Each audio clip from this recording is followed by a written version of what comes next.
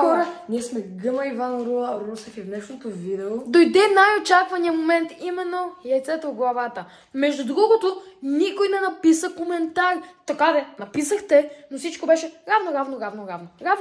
Бараж. Завъртете колелото. Само един коментар имаше, който казваше кой печели. И нека познаем за кой беше победата. Това да е въпрос. Да, но взехме решението да завъртим колелото на късмета, за да бъде по-забавно. Яйцето ще бъде забито в... Между това е малко част от рум тур на моята къща. Да, между другото. Така че завъртвай колелото. 3, 2, 1. Яйцето ще бъде забито в... главата на... Стефчо. Иванчо! Еми хора, получавам яйце в главата.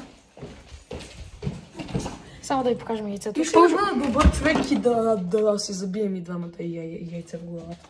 Тъй като принципно ти си спечели.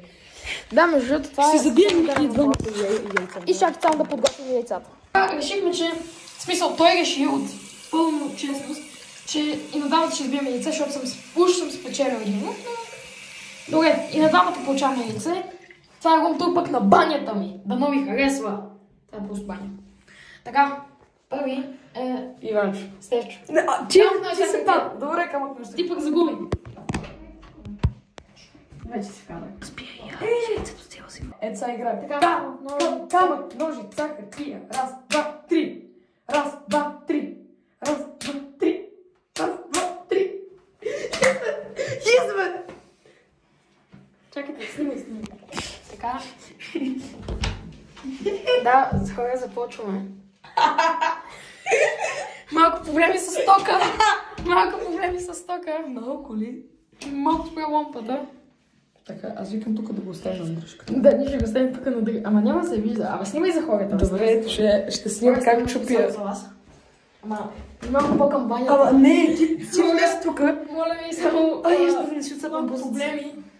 Ама, вижда ли се, защото трябва да се вижда... Ето ти не се чу. Имаш съвсем мъничко е тук. О, маля, ти го... Искам да го направиш по същия начин. Аз го дръпнах от високо и вижте какво става.